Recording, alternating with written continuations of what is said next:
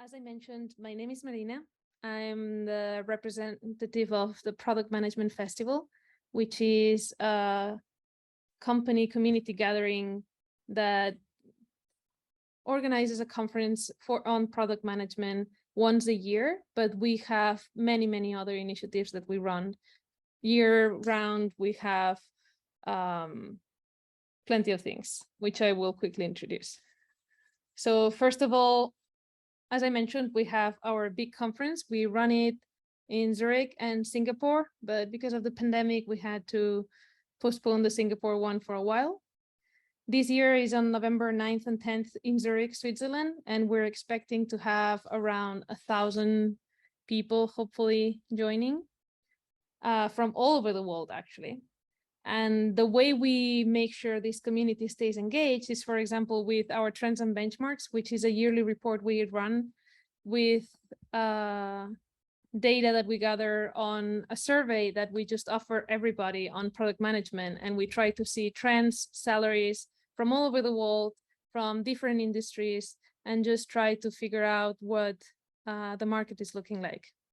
Then something else we do is local PM nights, which is like meetups for product managers with a short presentation all over the world. We have ambassadors in different cities in the US, in New York, in San Francisco.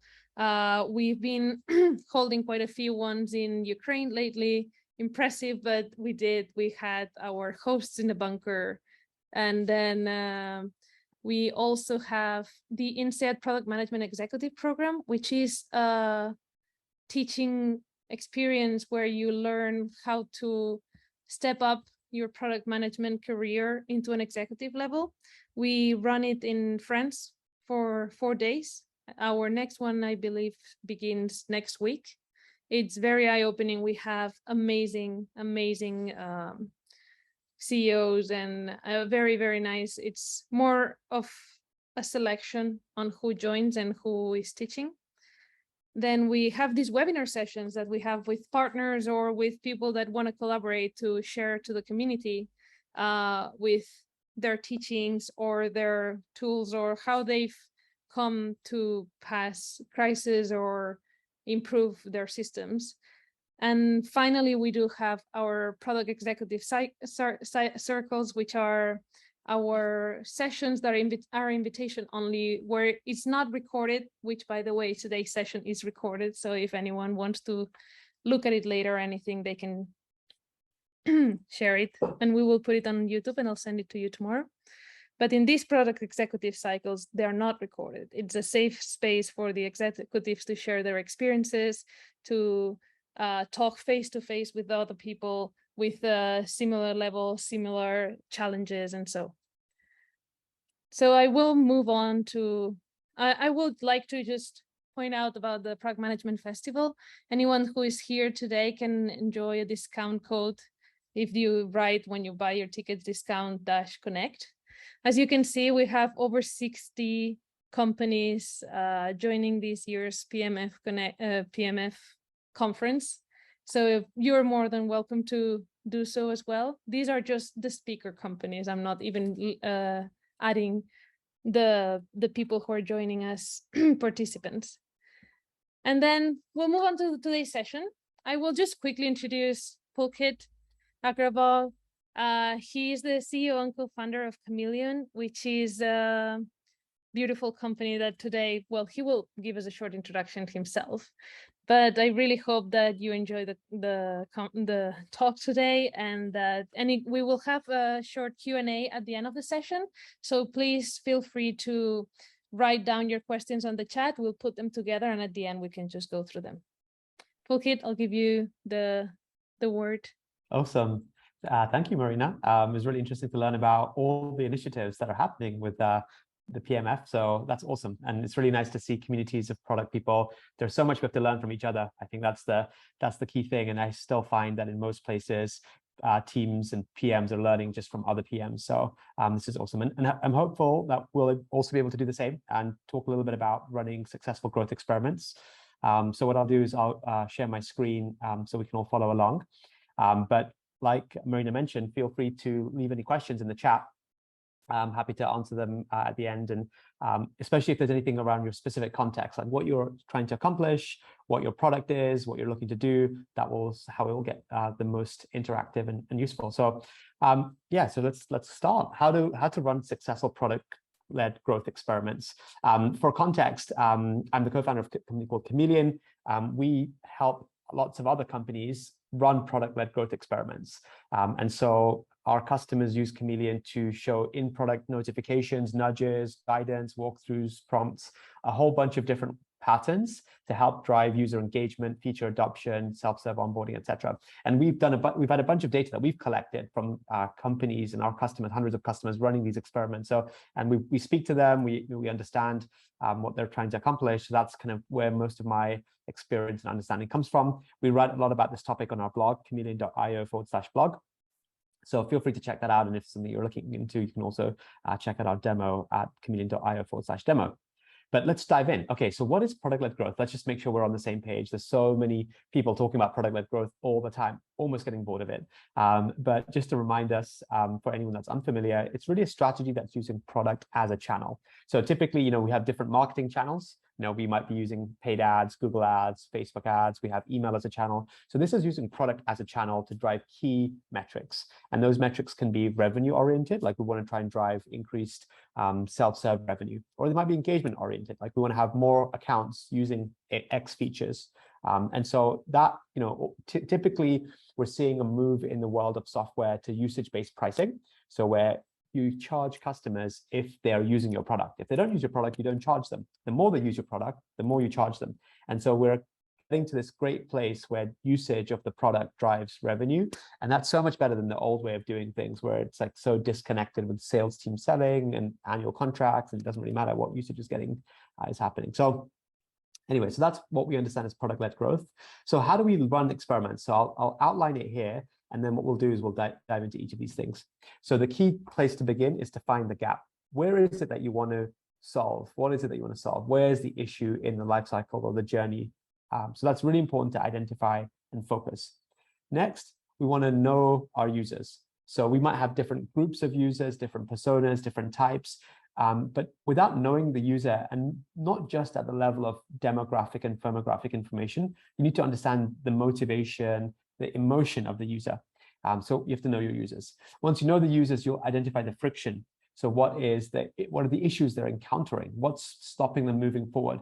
One of the things that we always like to think about is to drive action. So we're trying to drive action. There is a pushing force that helps drive action. That pushing force is motivation. So when people are motivated, they are pushed to act. There's a resistance force that's stopping action. That resistance force is essentially product friction, and it can take many forms. We'll talk a little bit about that. So we have to identify the friction that we're looking to solve, because that will help us narrow in and be focused about what is it that we're going to fix. Then once you know the friction, and that friction is in the context of somewhere in the journey for a specific group of users, then we can hypothesize solutions. It's like, okay, these are the different ways we can solve this friction. We want to then prioritize those solutions, and then we want to go into implementing them, and then of course evaluating them. I'm sure you're all familiar with kind of general good practices around testing. So we'll talk a lot about in the first three of these sections for sure.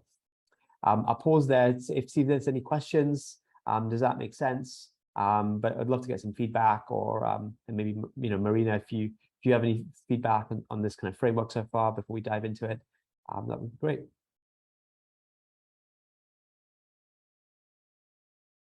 Okay, I'm seeing an okay sign from Marina. So if anyone else has any questions, feel free to chime in. Okay, so number one, find the gap. Okay, so we need to make sure that we understand what the focus is before we run an experiment. Sometimes what we see is companies trying to solve lots of problems with one solution or one initiative. Okay, we're going to revamp onboarding, let's say. Okay, well, we're going to try and solve our discovery problem of our features. We're going to try and solve pricing. We're going to try and solve activation. And it's like it's very confused, and that's just leads to risk. So what we want to do is break it down as much as possible. Which part of the user journey are we focusing on? Is it, and you're probably familiar with pirate metrics. The reason they're called pirate metrics is because of their acronym AARRR. So it's like R, like a pirate. So acquisition, activation, retention, revenue, referral. And this is typically like a a life cycle. Like you start with acquisition, you end in referral. So this is a very crude, simple way to look at your overall business. Where is it that's a problem? Or we can dive into it a bit further and be like, okay, which part do we need to look into because there's problems within activation? I'll talk about that in a second. If you're not quite sure where to begin here, I would recommend start from the bottom and work your way upwards. There's no point solving an acquisition problem and filling a bucket of a leaky bucket, right? Because you're going to lose people throughout. So let's start with the bottom. And when you've got strong fit, product market fit, because you're getting referrals, you're getting revenue, you're getting retention, then you can solve more scaling challenges. So let's make sure you're solving that product market fit first. I think that's all I want to say about this. I'm happy to dive more into any of this if folks have questions or feel like stuff isn't really very clear for them. It's hard to know kind of what everyone's level of understanding is of these areas. So feel free to chime in. Of course, there's also a new way of looking at it. This program, reforge.com, talks about growth loops, which is like basically virtuous cycles. You do something, it leads to benefit. And so here, the example is having a new user take some action, leads to some output, and that output generates more new users. And so, for example, that could be sharing something on social media that might bring awareness. So that could be another way you can think about it. If you don't want to think about it as a simple funnel, is like, what are my growth loops? Okay, so for example, someone setting up their profile is really powerful because when they set up their profile, other people can find them in your network or in your marketplace. Therefore, that cycle, that loop is really important for me to drive growth. So I think it's really important for you to know the cycle and for you to think about where in that do you have a problem. And you can also use tools like journey mapping. And so, okay, looking at very specific journey of users. Okay, they start here, then they do this, then they do this, then they do this, then they do this. Get really detailed in that. And if you map that out to understand your journey of your user from that acquisition to referral, that can also help you bring the right context of where do we have a problem. Now, ideally, when you map this journey, this is also translated with events in your data tracking, so that you're adding event tracking for each of these different stages when you enter that stage and you exit that stage. Now, if you have a solution that allows you to do those product analytics, you might be using Mixpanel or an Amplitude, or maybe you have Segment, which is fantastic. Then you're tracking this. Sometimes there's also no code tracking available. Things like Heap Analytics does no code tracking, where you install the snippet and it automatically tracks client side or front end actions. And so that can be useful, but really you want to then put these stages or this mapping into a funnel in your product analytics and see, okay, well, this number of people are, for example, visiting the pricing page, and this many are signing up, or this many going from trial to paid. And so if you have that funnel, then you can understand where there's an obvious gap and where there's a big drop off. So let's just recap. First, most important thing is to pick one area or one stage of the funnel that you want to focus in on for your product growth experiments. Don't try and solve too many things at once. You might have many experiments that run for one stage. And then once you go live with some experiments, you can think about the next stage, but really, really important to focus in. Okay, number two, know your users. And so this is really important. It's often overlooked. It sounds obvious, like, okay, we need to know our users. But what people know is like, okay, what are they doing? Oh yeah, this number of people are taking X action, and this number of people are taking Y action. But what you don't know is what is going on inside of a user's head between X and Y, and why are people dropping off, and who are these people? So you might have a persona, like, okay, this is like, who my user is, and you might even understand your jobs to be done. And if you're not familiar with this framework, the idea is like, this is your customer. What you're doing is you're not selling them this plant. What you're selling them is this version of themselves. And that's what they're looking to accomplish. And so their job is to become, they're looking to find something to get to this Super Mario situation. So you might have multiple personas of people. You might have, and I was reading recently the book Crossing the Chasm, which hopefully many people are aware of. It's like a really seminal marketing book for technology products. And one of the things it references is how do you define a single market? And a single market, they say, is a group of people that talk to each other. If they don't communicate with each other, they're not the same market. And so if you find that, okay, well, we're selling, for example, to freelancers who are doing creative, designer jobs, And you know that in that community, freelancers talk to each other and they have similar needs and they're looking for the same product. That is a single market. But then if you're talking to freelancers that are maybe accounting freelancers, like they're accountants, and they have a different job to be done from your product, but the accountants are not really visiting the same places online or offline as the designers, and they're not talking to each other about products and solutions. Those are different markets and they are different personas. So think about what are your different personas and what are the differences in the people that are coming to your product and the differences in the jobs to be done. They may also have different journey maps. And so you may need to go and revisit the journey map based on the persona, but that's a really basic place to start. Okay, we're going to have people who are who are the personas. One really May I interesting ask a question to this, Pulkit? Yeah, go ahead. My name is Julia. Hi. Hi, Julia. What about the example? Let's say you have a marketplace. On a marketplace, there are so many different personas, and you cannot really say you have like 100 different personas who are all coming to the marketplace. How would you define their? Can you tell me a bit more about your marketplace? Like, what are some of the types of personas that you consider different? Yeah, for example, like eBay, like a second-hand marketplace. So, I mean, you have, of course, buyers and sellers. And so would it be just to categorize that there are people, for example, selling bicycles and others selling clothing and others selling, I don't know, cars?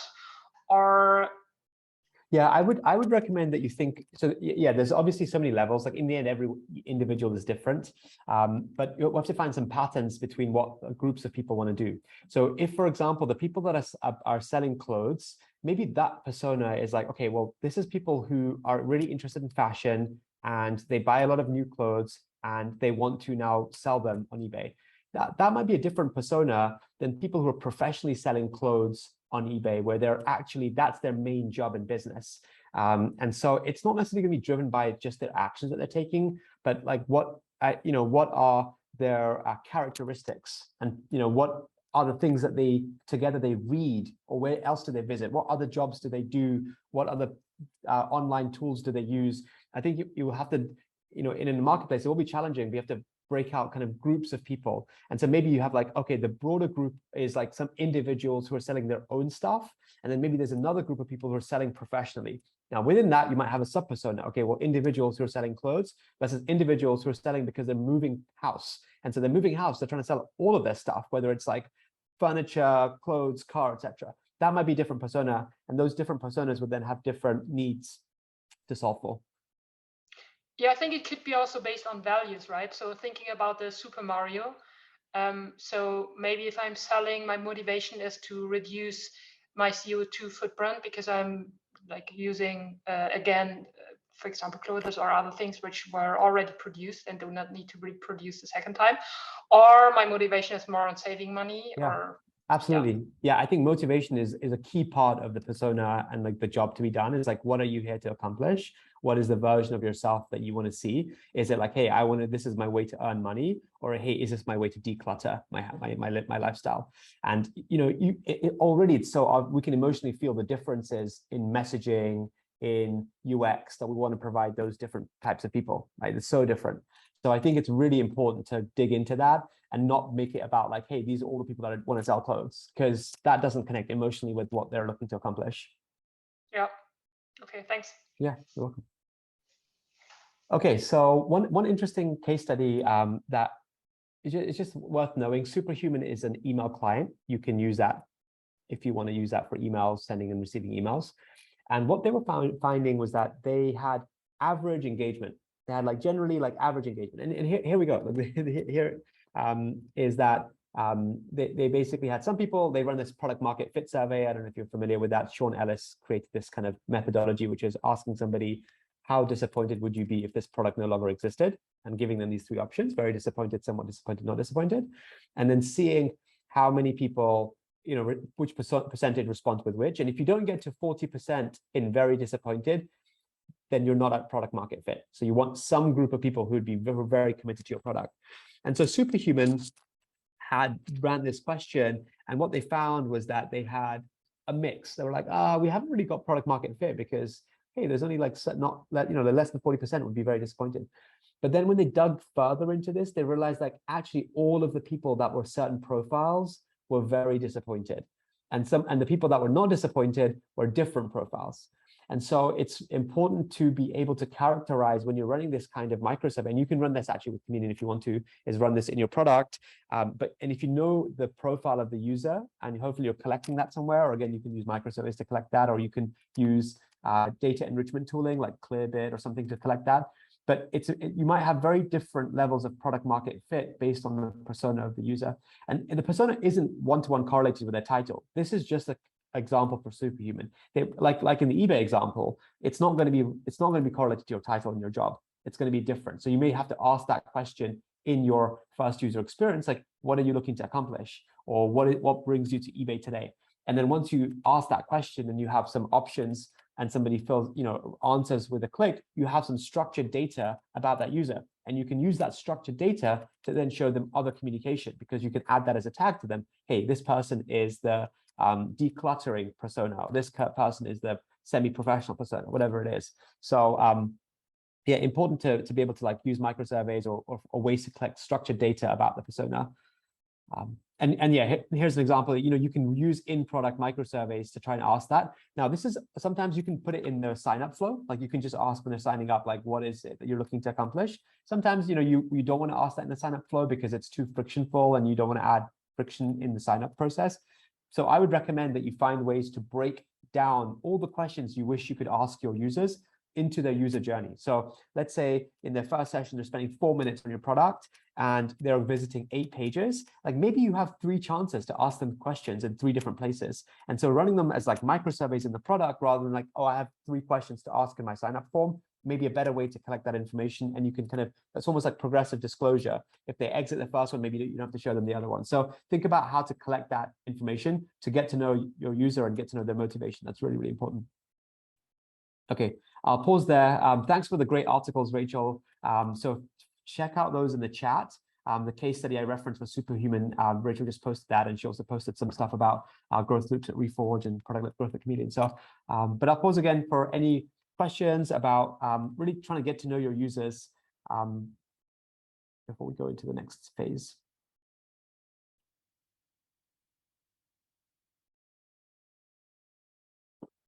Okay. Let's continue. Okay, so this is one of my favorite, most fun parts. We are looking to identify the friction. So we already talked about why is friction important? Well, friction is the resistance force that's preventing your users taking action. And there's a professor of persuasive technology at Stanford University called BJ Fogg. Some of you may be familiar with his work. He actually wrote a really good book called Tiny Habits, which is a tangent, but it's interesting. It talks about how do you create habits in people. And obviously, Nir Ayala has done a bunch of work around the hooked model in creating habits. But anyway, BJ Fogg says has a really good chart about how do you drive action. And the 2 axes of the chart, maybe I'll just annotate it here. So the 2 axes of the chart is here we have motivation. So how motivated are people? And here we have ability. How able are they to do something? So what he has this curve in this chart, and he says in the area above this curve, this area, triggers are successful. So when you prompt somebody or trigger them to do something, they actually take action if they are in this area. And when they're in this area, it means they have high enough motivation and they have high enough ability to take the action. Instead, when they are in this area, anything that you prompt them or encourage them to do or trigger them to do, and that trigger in our instance might be an in-app notification, it might be an email trigger, it might be a piece of UX, but when they're in this section, they're not going to act because they're below this key line.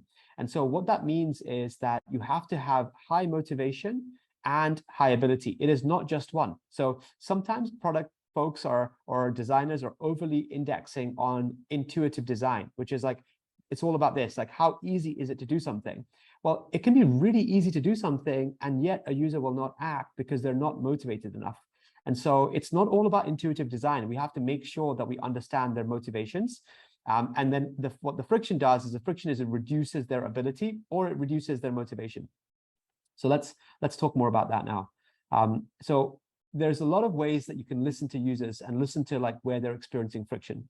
And of course, we talked about surveys a little bit. You can do kind of interviews, you can do prototyping, usability testing, you can listen on social media and G2 required reviews or reviews. You can watch session replay. If you're not familiar with that, that's like watching your users act through tools like Full Story, Hotjar, etc.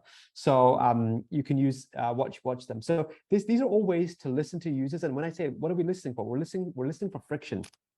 And so how do we find friction? So, and I'll give you some examples of friction. Friction is like, you start off with this like bucket of motivation to take an action, and slowly it gets dwindled as you have to do work, or you have to expend cognitive load. And so things that cause you to expend cognitive load or bring cognitive load to you are things like making decisions. That's a big source of friction. I have to make a decision. So if you ask somebody, what's your favorite make of car?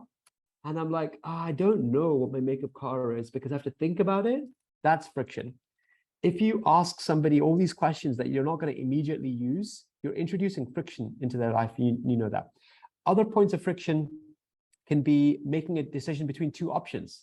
So it's like, okay, do you want to set a sync frequency for my product that's every day or every week?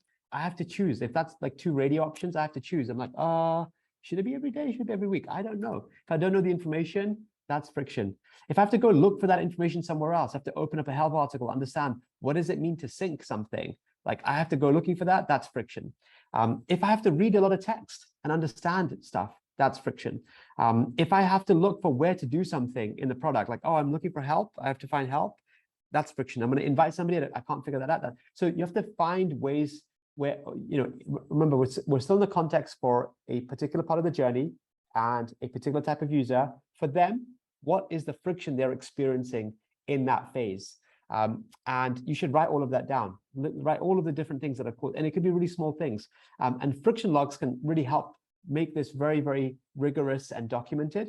And we have a blog that references very deeply how to do friction logging. It's an exercise. It's a really excellent exercise for especially new joiners on your team, but have them like go through and emotionally indicate how they're feeling at every different stage. So essentially with friction logging, what you're doing is you're writing down all of these detailed things that you have to do in this journey. And then you're highlighting your emotional response at each of these phases. And so what you were looking for is like where people are frustrated. And then we'll say, okay, well, this is they're experiencing frustration, they're experiencing friction. And then that will give us a sense of where to focus our solutions for. So it's really important to look for that friction, identify that, watch for that, have people explain that. And then once you have those list of frictions, and you might have like, in this journey from, let's say, somebody has signed up for my product, between that and between them publishing their first listing on eBay, I'm going to use the eBay example, there is like, 50 things that are frustrating, or maybe there's 4 things that are frustrating, like uploading images is frustrating, deciding, how much budget to add is frustrating. Once you know that, that's going to be the basis of your experiments. And what you shouldn't do is create, blind experiments. Like we see some people trying to improve their user onboarding, and they create this welcome tour, which shows every single part of the product. They're like, okay, there's this 8-step tour, and we're going to show you every feature that's valuable. And what's going on there is really you're guessing. You're basically guessing in the dark. We think that there's some value in one of these features, and we think showing you every feature might be helpful to you in finding that value. That is a really inefficient and high-risk approach. Instead, validate before what is it that the user is struggling with, where they have friction, and then very pinpointedly solve that problem. So gather ideas for those solutions. This is stuff you're probably much more familiar with anyway. Gather ideas for ways to solve that problem. Ideate lots of solutions. We have an Airtable template if you need. Airtable is a really great tool. It's a relational database essentially, so you can have records that link to other records in other tables. So you can get different views of your data. But you can use that. You can create a form and let people submit ideas. But this is a good session to do together with other people on the team. It's like, hey, this is the friction. What are all the different ways we can solve the friction? And that could be just different copy. It could be a different expectation management, an email beforehand. It could be an in-product experience, like a banner or tooltip. It could be an improved in help article. It could be a different flow or information hierarchy in your product. So it could be lots of different product solutions. And then, of course, you want to use a prioritization framework. RICE is a pretty simple one. RICE is R is for reach, I is for impact, C is for confidence, E is for effort. So you multiply reach, impact, and confidence. That's the value you're going to get, and you divide it by the effort, because that's going to be how expensive it's going to be. And so hopefully you can, and if you don't have numbers, you can just do very simply levels, like high, medium, low. Is it high reach? Is it high, medium impact? Is it low confidence? And then you can translate that to numbers. High is 3, medium is 2, low is 1, etc. So that can help you prioritize the solutions to tackle first. And then, of course, you'll implement and evaluate. You need to ideally write a really good spec for the experiment. Hopefully you're already doing this, but start with the pain, the context, understand, write what data you have to support validate that there's a pain or a problem here, and then you'll talk about the solution, and again, what validation that this solution is going to be effective, and then write the spec for the experiment. And ideally you're running A/B tests. If you're not able to run A/B tests because you don't have enough sufficient volume of users, then you can run a time series test, like change it over time and compare to the historic data. And then, in the part of the experiment spec, make sure you're very clearly identifying the audience, and hopefully you're able to target the audience very effectively with good data about them, timing and the success metric. And if you're running in-product experiments, you might want to consider, like, hey, is it worth, building this in-house or buying a solution that helps you run those experiments as well? There's other ways that you can kind of shortcut learning cycle. So there's little kind of hacks or tips here. For RICE scores, you can start with, if there's multiple things that are kind of similar levels, start with the lowest effort ones. It's pretty obvious. There's fresh paint or heap, which both automatically track event data. I mentioned that already. So you all have to install it. Once you've installed it, then you can start tracking. The cool thing with fresh paint also is that you can then syndicate this data to lots of other solutions, like Chameleon, for example. If you want to automatically start tracking data with fresh paint and then syndicate it to Chameleon, actually you can do that with Heap as well. Then you can then run an in-product experiment. This is a GIF of this here, where somebody clicking this gets a message. So you can kind of be action-oriented in the in-product experiments you're running. You can run painted door tests, which is actually, this is an example of where the actual feature doesn't exist yet, but you can, when someone clicks on it, then you can give them a sense of what's coming or ask them questions to learn more. And you can use an in-product experimentation too, like Chameleon or something else. It's also really important to close the loop on experiments. Sometimes they fail or they don't come to an outcome. They're just like, we need to decide one.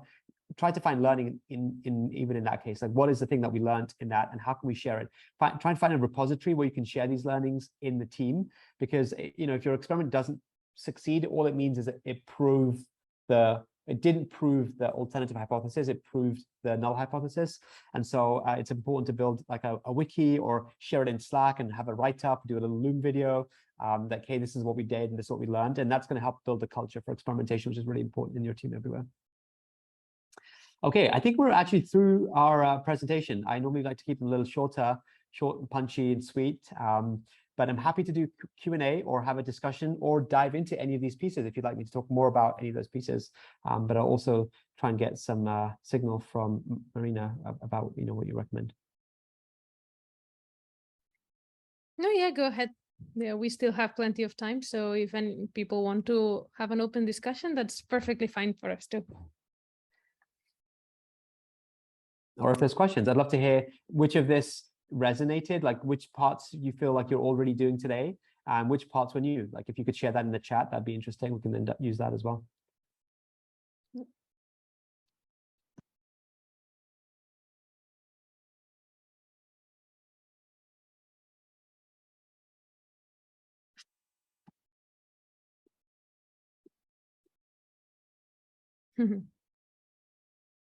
I hope. Are people watching? I don't know. Maybe no one's watching. They might be there. Okay, good question from Jason. How do you segment users to find out what their aha moment is? Okay, so yes, the aha moment is really important. And the aha moment, let's just quickly define the aha moment. It's different to what you might hear as the magic number. So sometimes it gets confusing where people are like, oh, the Facebook magic number was 7 friends or 5 friends in a week, or 7 friends in 10 days or something. So that is like a metric that correlates strongly to success. That is not the aha moment. The aha moment for a user is when they find something delightful, when something, the penny drops, they suddenly connect the dots and they're like, okay, I get this. And so you can have many different types of aha moments. The first time someone goes into your product, that might be an aha moment. It might be like, oh, cool, I like the branding, or I like the way that this is structured. Or it could be a deeper aha moment, which is like, oh, cool, I didn't know this feature was available.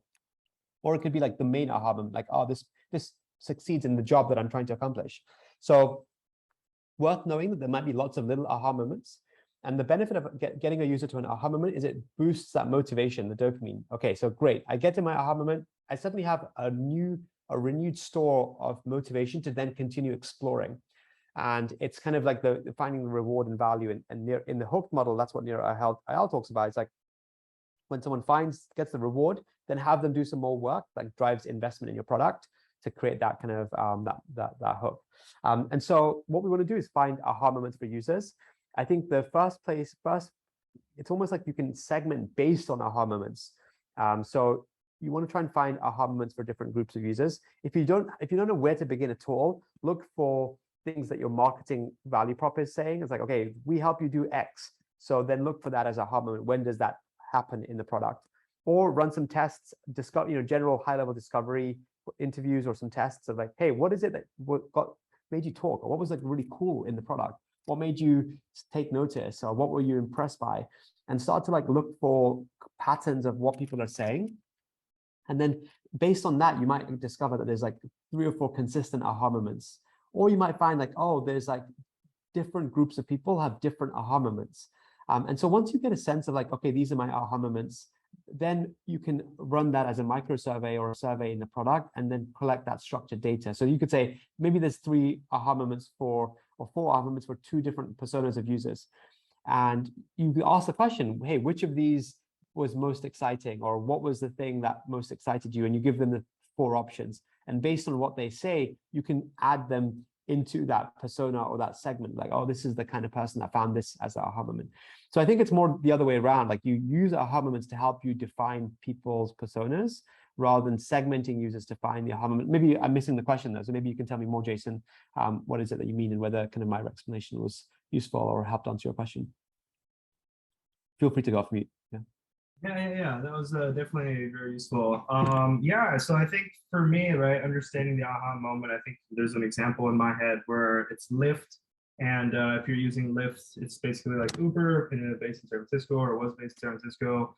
And for them, a user's aha moment was not when they can order a ride and get the ride, but it was actually at the end of the ride where they would get out and the credit card was already charged. They didn't have to deal with cash or didn't have to do any of that. So that was kind of what I envision as like this aha moment.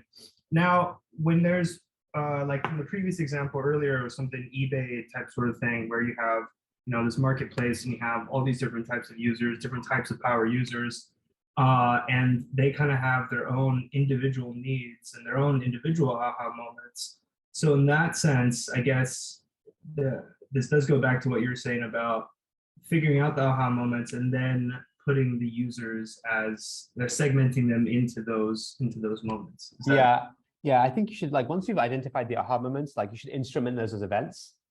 Like, this happened, and then you'll have a better understanding of how many people got to those aha moments and where they are in that journey. But let's take your Lyft example. I was an early user of Lyft in San Francisco, and one of pre-Uber days as well. But one of the aha moments was like when the ride showed up, because it had a massive pink mustache on the front of the car. And that was like, oh, this is cool, this is different. Or the aha moment of like someone really friendly, like fist bumping you and getting in the car in the front seat, right? Like, so you may have multiple aha moments, even for that journey. And maybe, some of those things maybe aren't trackable, but maybe a car showing up, like even a car showing up, like, did the car show up? And did the car have a mustache? Like, those are 2 data points that you could then be like, okay, how many of our users had that experience? How many canceled before their first ride and didn't even get to that aha moment? So I think there may be one major aha moment, but there are always going to be other small little aha moments along that journey. And those are also worth tracking to help you kind of get deeper into like which piece you have to solve for. Great, that was a thumbs up from Jason, so I'll take that as a check. Okay, great. Any other questions or things that you want us to discuss? Happy to use the time as it would be helpful.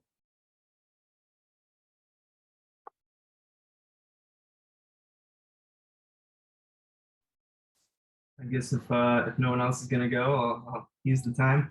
So for you at Chameleon and the customers that you're dealing with, do you find that the people that are signing up already have basically a lot of this knowledge coming into Chameleon and using Chameleon properly, or is there some type of consulting that needs to be done on your part or your team's part with your customers? Yeah, I think we made the mistake actually in Chameleon's journey of assuming that people would know, and really early on we had a very no-touch self-service model. But what we've realized is actually when we're able to give some coaching to customers and help them think about like, hey, what are the experiments you want to run in Chameleon? Do you have the right data flowing in? What are the tools you're using? They're way more successful. So we've actually ended up providing more of that. And now we're back to trying to scale that with, like, we hired a product education person and we're going to try and build that into the product. So you get little teaching tips and tricks throughout. But I think it's a very evolving field and it's still relatively new. And so there's a lot of coaching necessary. But I'll give you a little example of like one thing that we changed around aha moments with Chameleon. It's I think it could be a really simple fix for many companies, is that for Chameleon to be effective, you have to install Chameleon into your application with a code snippet. And then after that, you can deploy your experiences in your product. And when people came in, we directed them to a sandbox environment. Great, try it out without any installation, like it's all there. But after you tried it out in the sandbox environment, the next step was to use a snippet and install in your application. And that was it. You couldn't really do anything else. You could play around in the sandbox. And then once you're ready, you could install the snippet. And we realized like there's gaps in people finding aha moments because we're not showing them the fact that, oh, you can schedule experiences in the future. Or, hey, you can set up a custom alert when someone doesn't see your experience for 2 days and get it into your Slack account. And so what we did was that we opened up the whole of the rest of the product and put in empty states in every page.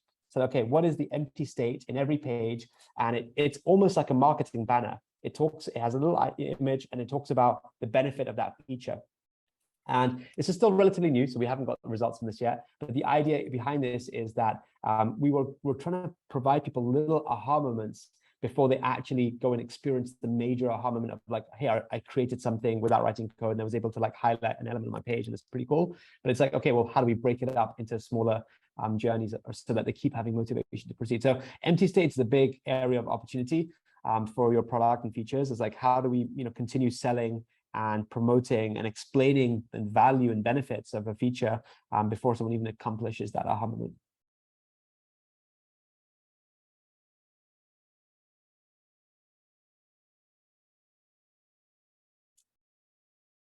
Thanks for that question, Jason. Yep, answers the question. And I guess I'll have one more if no one else is going to go. And this will be my last one, I swear. So then I've worked with small early stage startups, and one of the things that I found kind of difficult was to introduce third-party, applications or things like that. And so the pushback that I typically get is, well, we can do it in-house. We can either do it in-house or we can hire somebody from Fiverr or Upwork and just get this, get the onboarding founded out. I guess what is your argument to that for using Chameleon? Yeah, I think the thing is, it's always a build versus buy question. Now, I think we're evolving now as a community of practitioners to realize that SaaS is typically worth the cost of it, because it's much cheaper than hiring someone full time, and there's all these like hidden traps where you don't fully estimate correctly, like how long something takes. And I think one good argument is like, why haven't we done it today? Like, how quickly could we get an experiment live with a SaaS solution versus how long have we done it? How long has it taken so far? And if it's like, well, we haven't done it, we've been wanting to do it for 6 months, like, well, that's good enough evidence. Why do you suddenly feel like it'll change in the next 2 weeks? So I think that's one piece of it. The second piece of it is really like with the SaaS solution, you're also buying some expertise. Like, it's already pre-packaged. Like, these are the typical patterns to use. This is like what the connectivity is. So you get a little bit more support along with the connectivity coaching to start that journey. So that can be helpful. And then I think the final thing is to think about is like, if you want to spend time and money building stuff in-house, why not focus on core features? Like, that's going to be the thing that only you can do. that's the thing that only you can do well in-house, is to build core functionality. And then how we communicate that functionality to our users is kind of marketing automation. And it's, you know, in now that people are living in product and less in their inboxes, we have to do it in the product through these messages, announcements, banners, modals, etc. But really, you don't need to build that. Like you wouldn't build your A/B testing infrastructure in-house or your product tracking, you know, in-house. It doesn't make sense to build everything. Like if you can offload something to SaaS, it's probably a more efficient, cost-effective way, unless you're obviously bootstrapping and you're really you have more time than you have money. In that case, like you have no choice to do it but to build everything yourself. But if you can afford it, then it's definitely I think high value. And then also these solutions keep improving over time. They keep getting better. And so the cost that you have of maintaining something or not, you know, continue to iterate on that is going to be high for you. So I think there's a lot of value. Happy to have that conversation with anyone who wants to have it in their specific use case. But we've seen a lot of value from companies doing it. So it's a real thing. It's not like, you know, we are convinced that there's a lot of value to be had, and it's much faster and much more effective to buy a solution like Chameleon than to build it. Thanks. Wasn't meant to be. I didn't set up that question, right? That was not planted.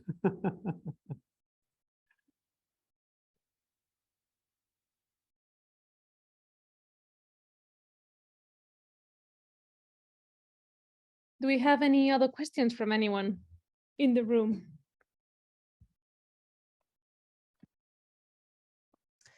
Yes, I would have a question actually. Okay, thanks a lot, first of all, and then second of all, I'd like to get back to the point of, you know, understanding the users, and we've been talking about personas, jobs to be done. How do you like to really go into detail maybe here, if that's okay? Like, how do you guys deal with jobs to be done in terms of how do you prioritize them? Because I use this as a framework a lot.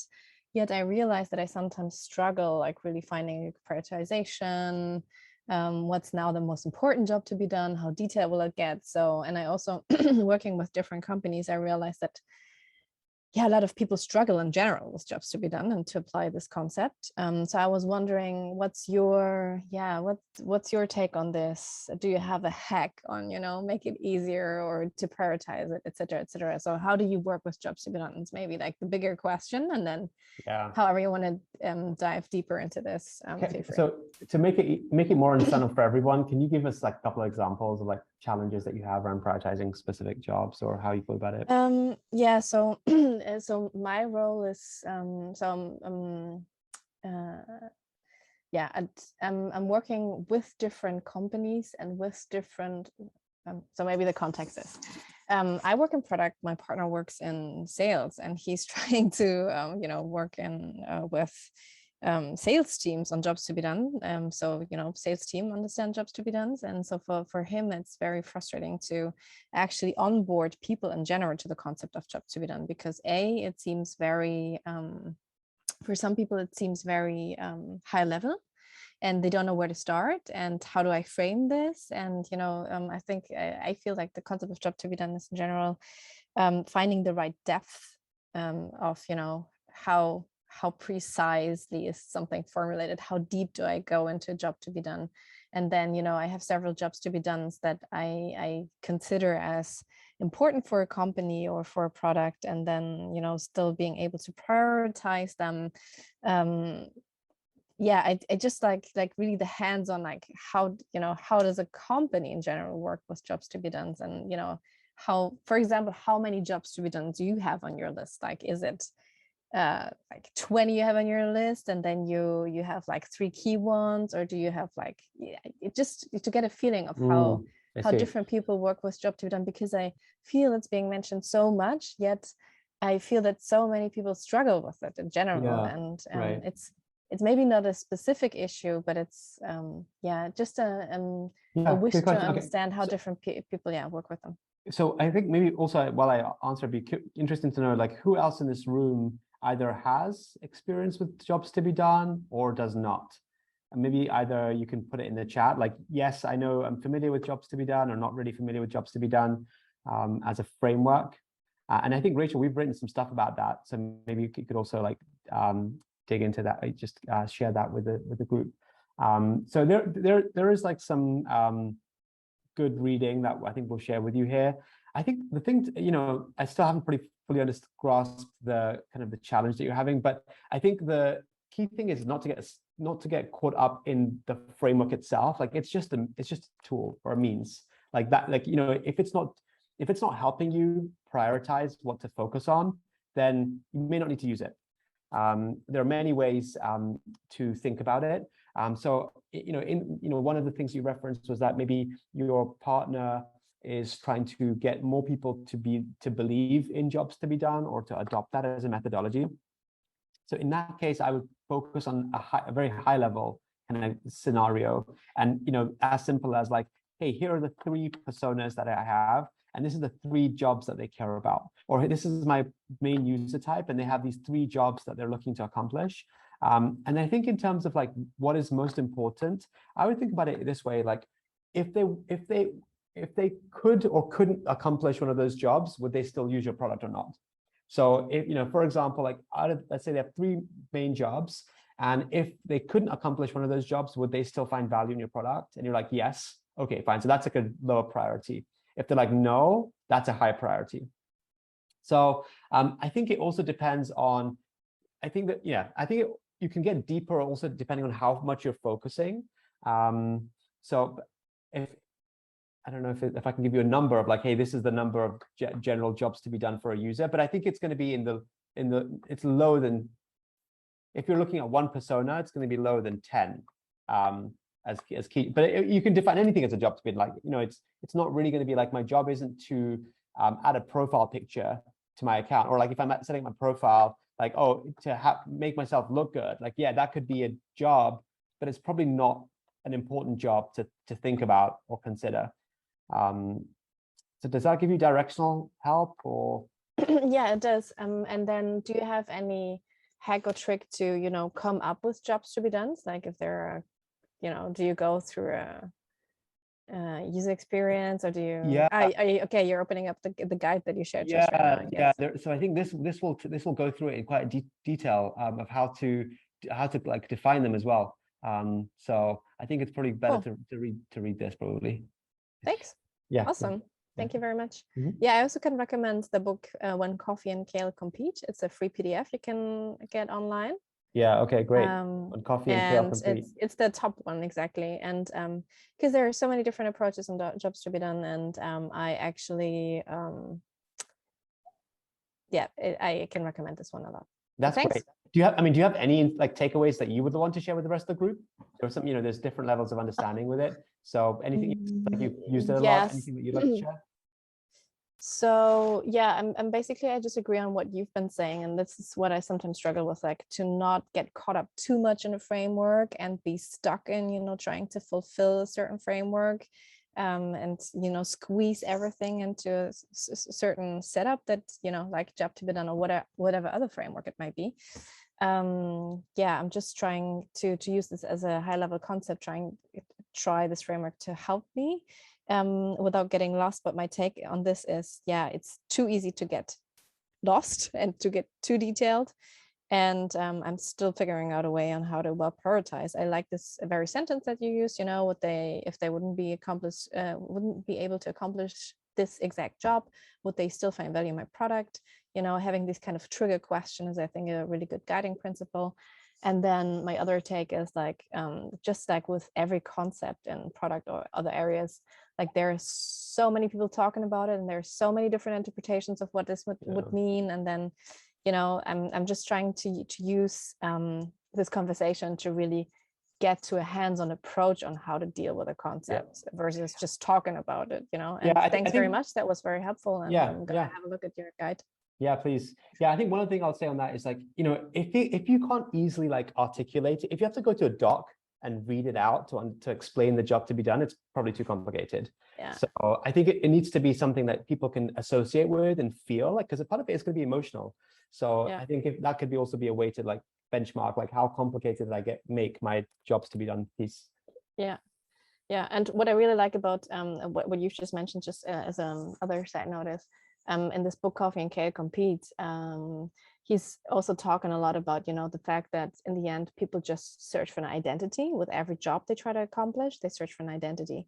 And this relates very much to the graphic you've been showing, right? So I want to be the Super Mario.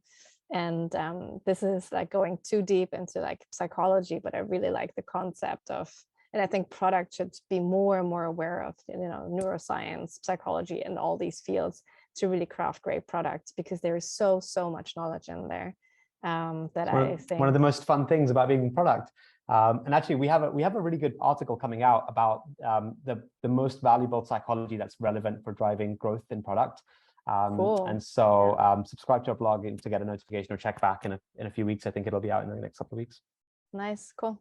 Thanks. Okay, awesome. Thanks. Okay, I'll hand back to Marina because I know we're about at time now. Yeah, we're actually perfectly on time. This is apparently perfectly planned or something. So thank you very much, everybody.